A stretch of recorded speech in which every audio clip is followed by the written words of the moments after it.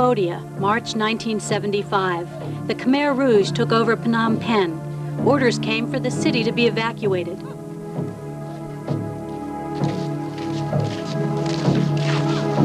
Thousands of people were driven out of their homes and forced to make a difficult journey to an unknown destination.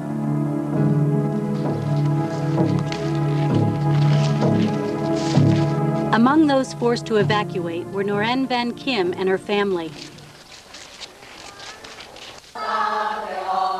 Just a few months earlier, Noren had been invited by a friend to attend a Christian church service. Though at first she was amused at how differently these people worshiped their God, the message of love ultimately seized her heart.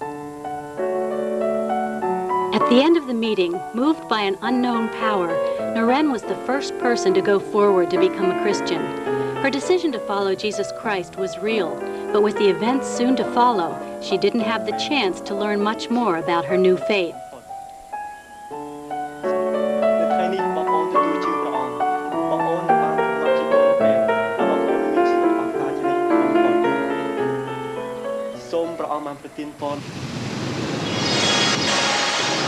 In that moment at a time, my spiritual life not much growing.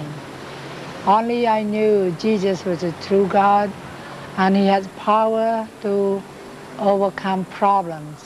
Noren's memories of that time are of her children at play, playing church. One game encouraged people to give thanks to God in everything. But on the day of evacuation, it was very hard for Noren to be thankful. One of her daughters was away from home at the time. She would never see her again.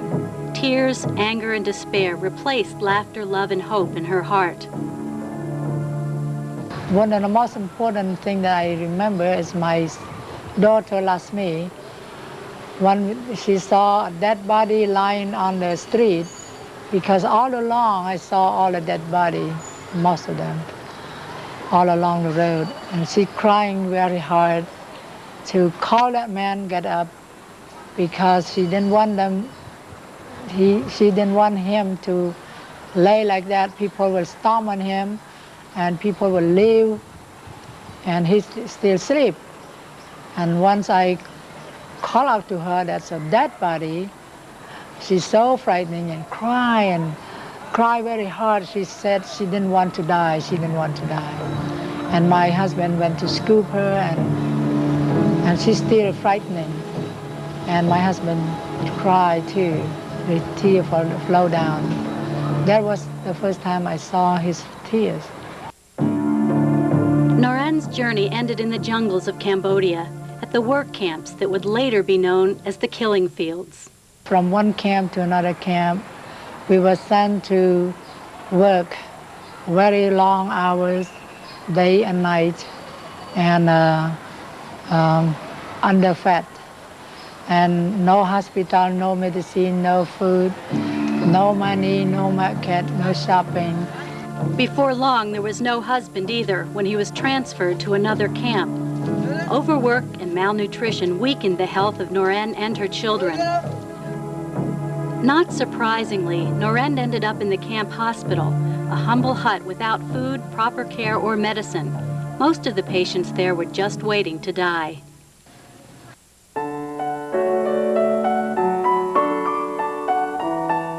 Her only comfort came from her children, who tried to cheer their mother with talk of the happy life they once knew. Miraculously, Noren survived.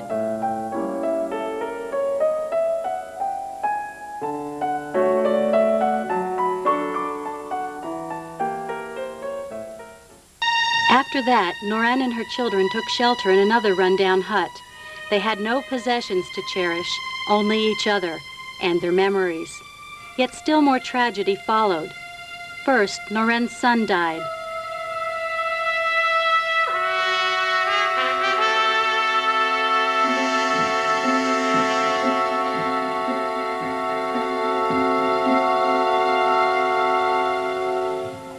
Just 1 week later, she lost her daughter, too.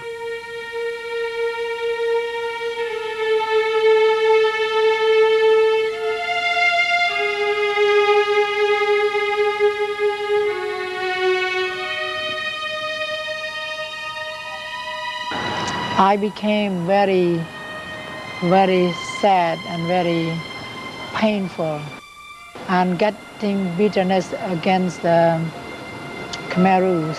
And I became very angry with God. And I kept asking his question day after day. Where's angel? Or are you angel blind?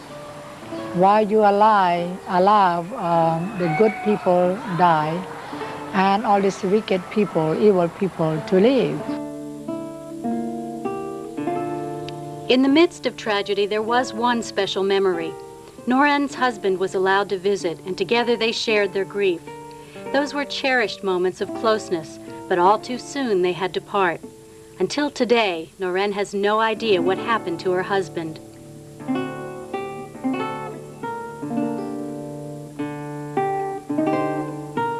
I just come to the point that when is going to be ended, this life. I just ask God, if you are there, when going to be ended? And a voice in myself tell me that things going to be changed. The changes began to happen in 1979 when the Vietnamese drove the Khmer Rouge out of Phnom Penh. Camp survivors began to return to their homes. Noren set her course to Phnom Penh, hoping she would find her husband and her youngest daughter.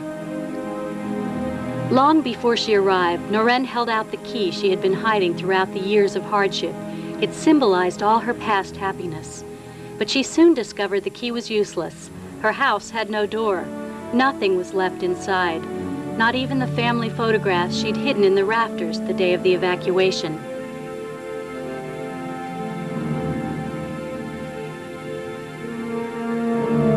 Noren did find a job as a manager of women river port workers, but soon she was ordered to compile a list of workers of Chinese heritage. Because her grandfather was Chinese, Noren became afraid. Maybe the killing would begin once again. So Noren decided to take the risk of crossing the border into Thailand. She prayed to God, "If you are really there, please help me." It became her constant prayer.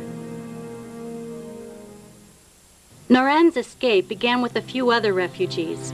Each time they faced danger, Noren would pray her prayer for help, and each time God answered. But one night in the jungle, quite close to the Thai border, Noren got lost. She was now on her own with the landmines, the lurking Khmer Rouge soldiers, and her own night blindness. I began to cry that if Jesus, if you're true God, if you want God, help me out of this jungle. And soon after, I saw the lights about the side of my son, leading me about 10 feet. The miraculous light led Noren out of the jungle and safely to a refugee camp in Thailand.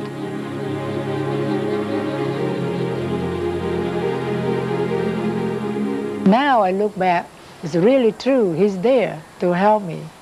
So I could be that in terms of safety, in terms of sanitarian, in terms of no food and medicine. I could be that for a long time, but I am alive now.